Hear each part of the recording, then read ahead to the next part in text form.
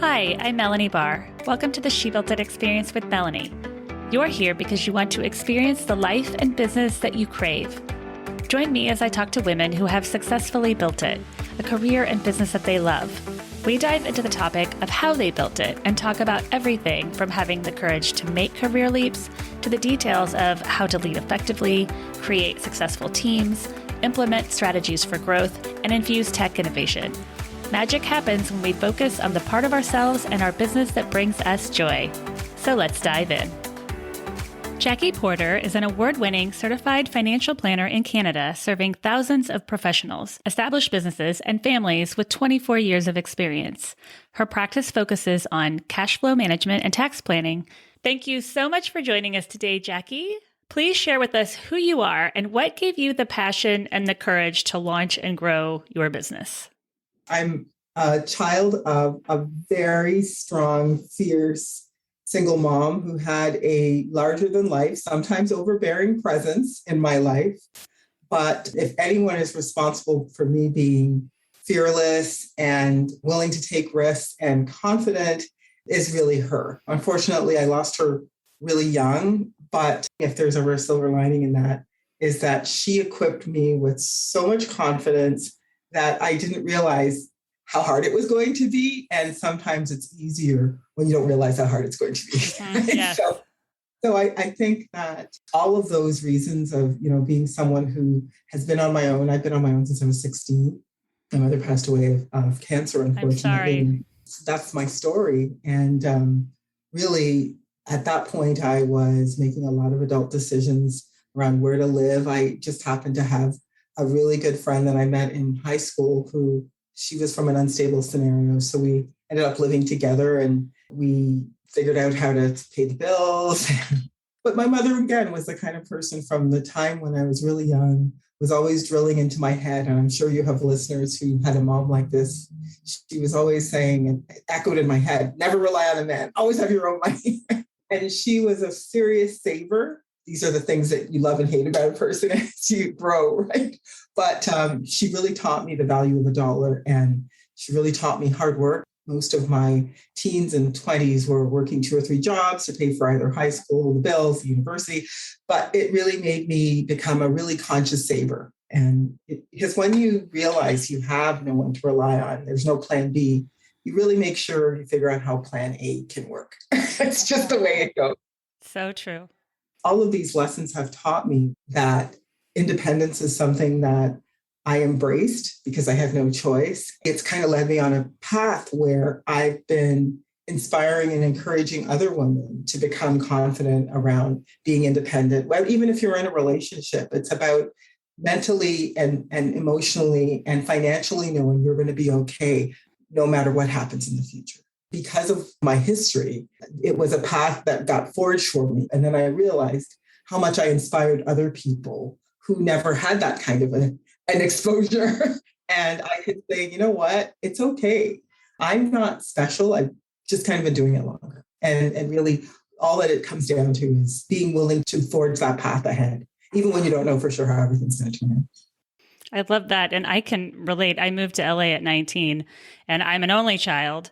And my parents said, if you call home for money once you're moving home. And I was a little confused because I knew that they had the ability to help me. But looking back, I'm so grateful for it because it taught me independence. And I know everyone has different fears and different thoughts around money.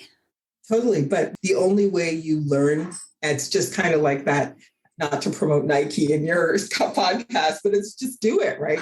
There's no shortcut for just practicing something you don't feel confident about. So if you don't feel confident that you can make good financial decisions on your own, just start with one small step. Make one small step toward that. Whether it's finding out about something in the money world that you don't know, just make a practice every week. Just like when you go to the gym and you're making a practice of going regularly. I'm talking now about me. These are all my issues that I'm going through right now. To lose those extra pounds I put on during COVID. We're all with you. But it's the same thing with money. You take these little small steps, and then the next thing you know, you start to get results. You mentioned that clients can be intimidated by the technical aspect of financial planning. How do you and your team help clients work through those feelings and take actionable steps forward? Yeah, I think when it comes to the technicality, I think that's one of the reasons I get so excited to talk to women. And I do a lot of work even in the female advisor space, in recruiting advisors to the industry, because my industry is fairly male dominated. And there's a lot of male presence in how things have been structured, the language. It's not necessarily intuitive. And there's a lot about finance that we don't have to make that way. And that's my passion, is to uncover the fun in finance, make it relatable, make it something everybody can use. I know personally for me, I'm all about solving problems. Prior to this life of being in finance, I used to be a therapist. I thought that's what I was going to be doing with my life, was therapy. And I realized I'm too practical a gal to do therapy. I really like solving problems. So when I realized that finance could be around practical things like solving a problem, that excited me. And I think that's very true for people who come in to see an advisor. They're trying to solve a problem. They don't necessarily need to go into the weeds. They just need to understand how the weeds relate to they're not going to grow back again. Give me the big picture and then give me how it relates to my situation and how it's going to solve my problem. That's when people get excited. People come in and they feel a lot of shame. That's something that if you're speaking to someone where they don't feel relatable, they don't feel approachable, they don't feel like someone you can have a real conversation with. And that's one of the reasons I call myself a confidant, because that's the beginning, right? That's where we need to start, is you need to feel like I'm someone or someone that you're sitting with who's going to talk to you about finance. If you have all these fears and intimidation and you think finance is technical, what are the odds you're going to have a real conversation about a problem you're trying to solve? It's so great that you can marry those two, because with your background in therapy, you can work with all of those feelings around money and figure out what they are that someone has, because money is driven by our feelings at times.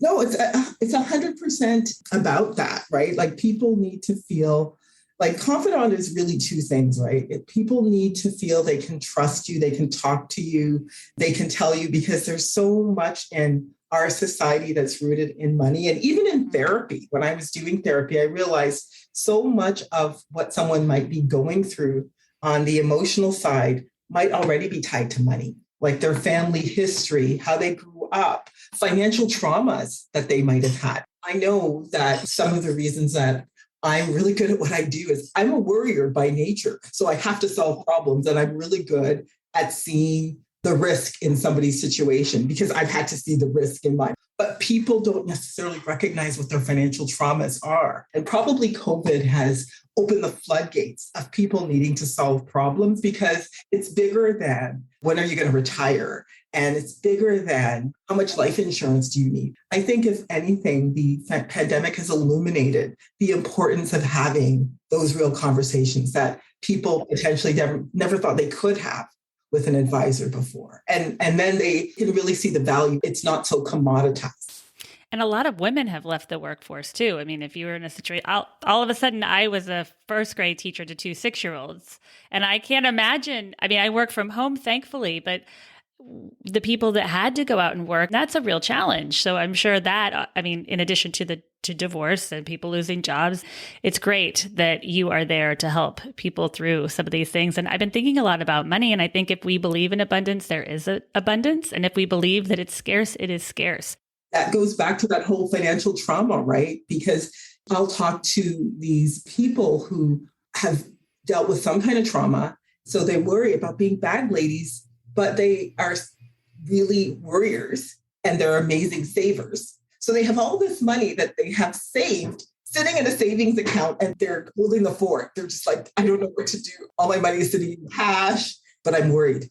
That's my mindset. So, you kind of have to uncover, like, what is this, right? And the great thing about finance and why it marries so well with mindset is you can show people. You don't just have to tell them. The numbers don't lie. Let's look at what the numbers say and how they relate to your circumstances. Let's look year by year at your lifestyle, and let's look at how much cash you have coming in, taxes. We can actually plot it out and use really low returns and Are you okay? Yes or no? And if not, why? And what can we do about it?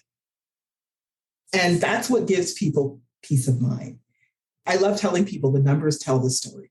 What are 2 or 3 initial steps or tips that you think are the most important that you can share with us about financial planning?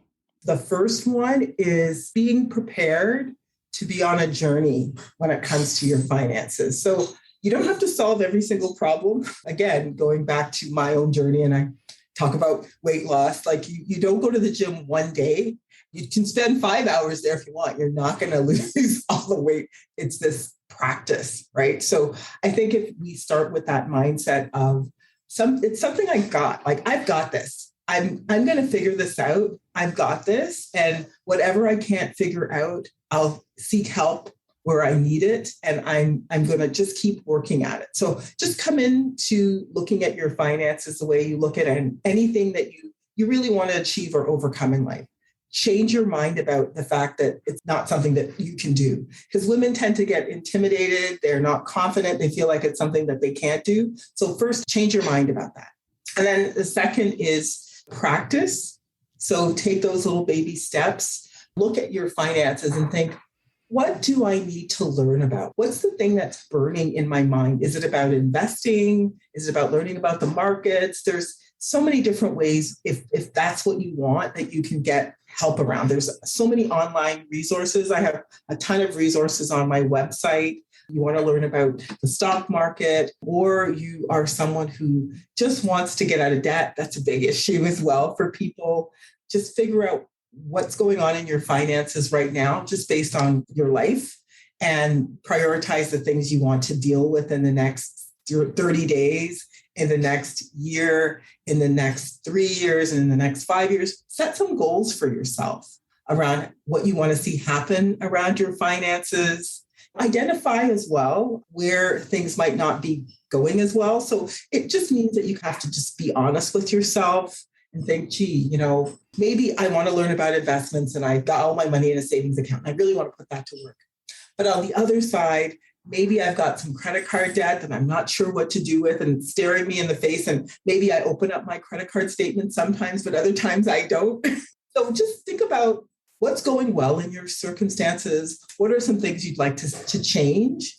Maybe there are dangers in your scenarios that you need to really look at, or maybe I don't have an emergency fund. Think about all of that. Also think about what you're doing well. Like, pat yourself on the back, because everybody is doing well in something. Some people tell me I'm not really great with money, but I'm a really good incomer, or I'm a really good saver, but I don't know what to do with them. So just go through your circumstances and just think through.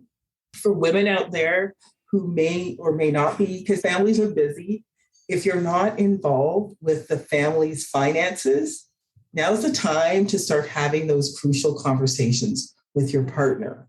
Figure out where stuff's located, first and foremost, right? Do you know where all the accounts are? Do you know how they're being managed? I would highly recommend for your females and males who may not know about finance, do a financial date night once a year where you kind of just put everything out in the open. You have all the statements out, look at where you are, you look at the household expenses, put the budget out there, you look at it, you talk about what goals you want to accomplish if you're in a relationship, and then you have a nice meal. But you commit to doing that at least once a year, so you're on top of what's going on. The worst thing I see happen is 2 scenarios that make me sad. One is women who are going through a divorce have no idea where anything is. So they're in these crappy situations where they're settling in a settlement scenario because they don't really know what's going on. They know nothing about finance. They don't actually even know for sure whatever they're being offered is going to be enough to carry them, especially if they were not the primary breadwinner. Maybe they worked part-time because they had kids at home. So now's the time to empower yourself, empower your relationship by having those conversations. You may have a spouse who wants to get you involved, but they don't know how, right? So a really important thing. And then the other thing I see along that is just widows losing a spouse, right? And again, not knowing where anything is located. So my biggest message to all of you is get involved. Get involved in your finances. Take charge of your finances and get that mindset that this is something that you can do. You have got this, ladies. It's exciting. Such good advice. And I love how you bring the confidence and the grace. It might not be perfect in some areas, but that's okay. We can work to get you to the place where you want to be. Absolutely. The last thing is just seek help, get help where you think you need it. There are people like myself that can help you.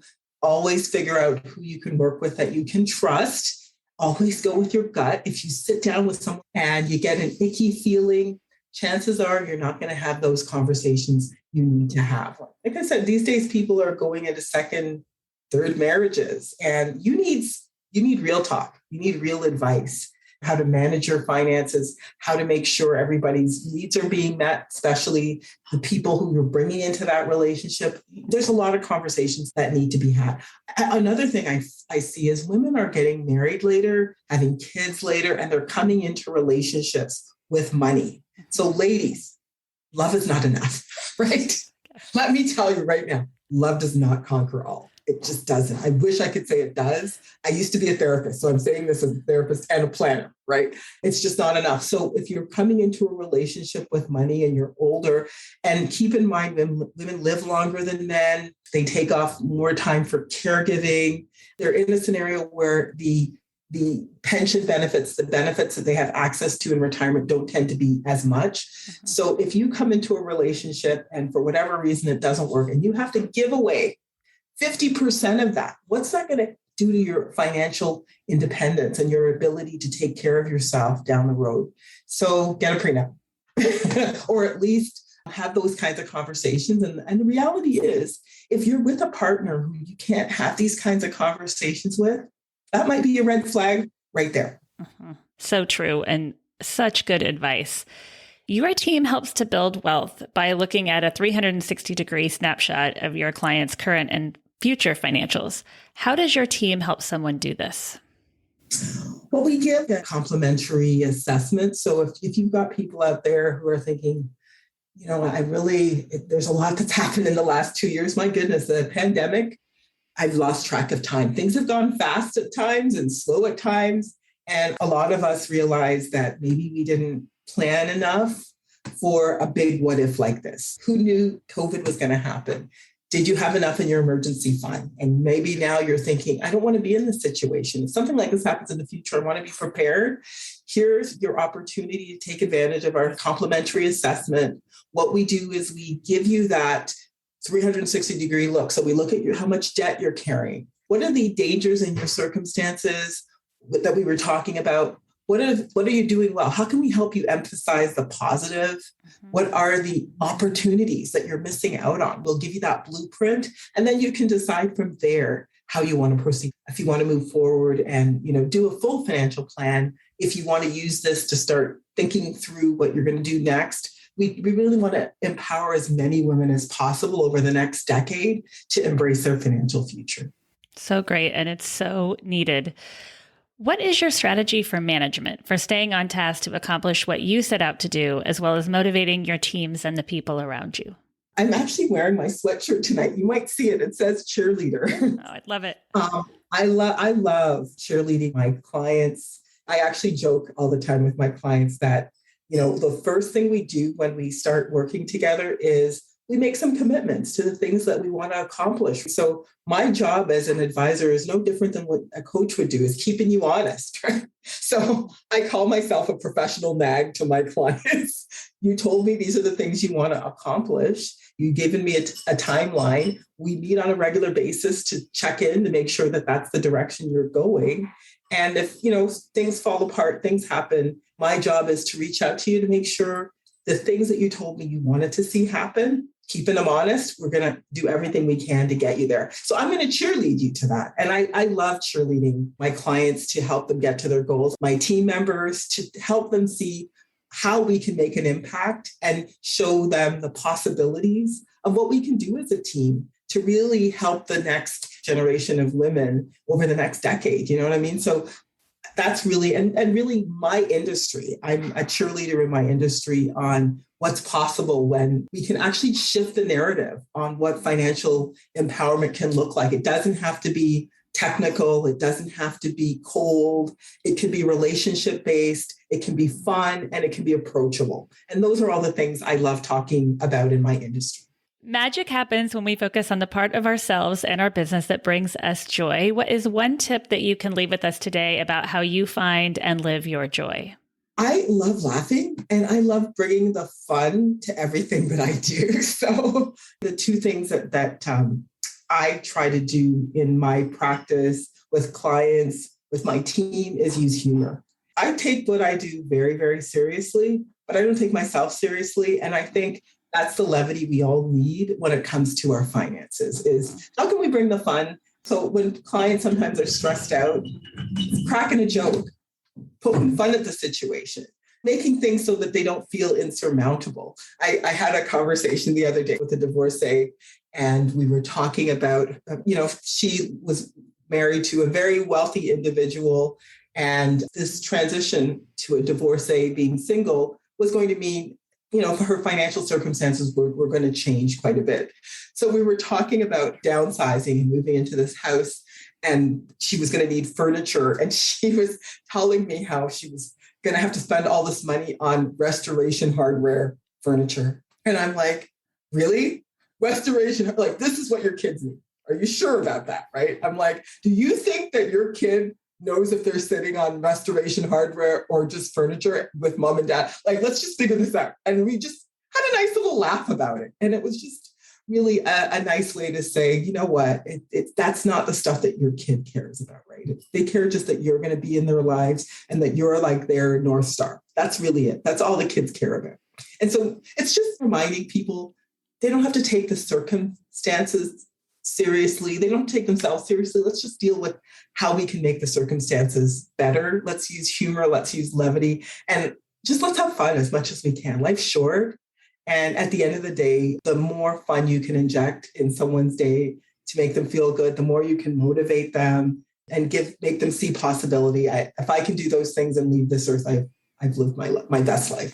So true. I love it, because when you think of financial planning, you don't necessarily think of fun, but who doesn't want to have fun when they do anything? Totally. Absolutely. I think most people think of going to see a financial planner like going to see a dentist. And folks, it doesn't have to be that way. It just doesn't. Real world finance and real talk around finance is changing, and you just have to demand more and expect that you deserve better. So seek it out. Seek out someone you can have fun with, because if they're going to be in your life, you're going to have a relationship with them. The circumstances around life can be really challenging. So having someone that you can have a little bit of levity with while you deal with your life just makes life that much easier. So seek it out.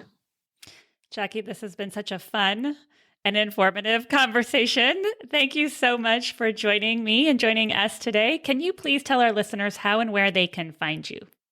Yes, our contact information is askjackie.ca. So askjackie.ca. And speaking of fun, we have a fun little quiz we have going right now. I don't know if you got a chance to check it out or try it yet, Melanie. It's called What Sex and the City Lady Are You from a Financial Perspective? If you want to know, check out our quiz. It's right on when you go on our website. And just FYI, I am Samantha from a financial perspective. I think my friends would say I'm Samantha too. And I have something I have to admit. I can't believe I'm going to admit this. But when I was 21 or 22, I had just moved to LA. I had graduated college from Loyola Marymount with my business degree. And I was a dancer, ballet, and from when I was little, and I performed in front of thousands of people. But wow. I wasn't confident speaking in front of people. So I decided to go into acting and try to get my SAG card and get into acting classes, because it would force me to get up and speak in front of people and get me out of my comfort zone. So I didn't have a speaking role, but one of the things that they booked me on, I had to be 21, was the Sex and the City episode. When I can't believe I'm admitting this, when the girls came to LA and did the episode in LA, and when they're at Saddle Ranch, I'm standing right behind Sarah Jessica Parker. So, no way. That's amazing. So when I saw your website, I thought, Oh, I think I'm going to have to tell the story when we talk. That is amazing. Well, I'm a huge fan of the show, and I know it's coming back, and they're doing some version of it. And when I was watching the show, again, my background therapy, so I'm like, these ladies aren't just personalities; they all have financial personalities that I think would be really interesting and would resonate with people to figure out who they were from a financial perspective. So, ladies, gentlemen, if you want to find out what type of personality you are, financial personality you are, as they relate to the Sex and the City ladies, because that was a pretty comprehensive group of ladies from that perspective. So check it out. We have had a lot of fun doing this quiz, so we'd love your feedback on it as well. And when I looked at your website, I thought, oh, how fun. And now that I've met you and we've had our conversation, I can see where it resonates from. I'm a fan. So thank you so much, Melanie. This was amazing. If you are new to She Built It, we'd love for you to join us. We offer community memberships, masterminds, innovative virtual events, and meaningful connections to entrepreneurs and corporate leaders. Please also check out our She Built It shop, curated products from women-owned businesses who put their heart and soul into their beautiful and innovative products. We offer She Built It business consulting and the She Built It blog. Thank you to everyone around the world who joined today. Thank you to my editor, Rich Streffolino. Please download and subscribe wherever you get your podcasts. And until next time, together, let's let nothing stop us from experiencing the life that we crave.